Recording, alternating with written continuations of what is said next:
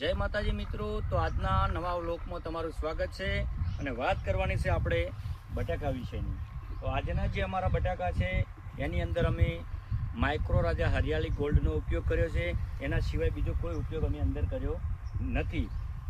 તો મિત્રો અમે તમને એટલું જણાવવા માટે આ બ્લોગને અહીંયા લાવ્યા છીએ તમારા સુધી કે તમારું બટાકું જે ખેતરમાં છે એની અંદર કોઈ પણ જાતનો રોગ તમને દેખાતો હોય તો તમે મિત્રો અમારા જે હું તમને કોન્ટેક નંબર આપું છું એનો ઉપયોગ કરજો।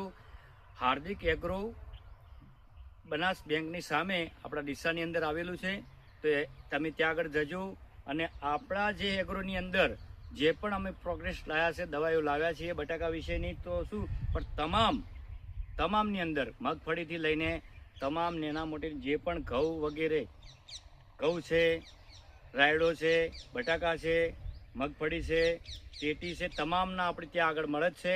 આપણે બીજા એગ્રોની જેમ 19-20 દવાઈઓ લાવતા નથી મિત્રો, એટલે તમે અચૂક મુલાકાત કરજો। અમારો કોન્ટેક નંબર નીચે આપેલો છે, તમે એ કોન્ટેક નંબર ઉપર તમે ફોન કરીને પૂછી શકો છો। અમારા તો છોડ ઓકે છે જ, પણ કોઈને નબળાશ આવી હોય, કોઈને આગા પાછું રહેતું હોય બટાકું, તો તમે અચૂક મુલાકાત લેજો અને અમારા એગ્રોની એકવાર મુલાકાત લેજો।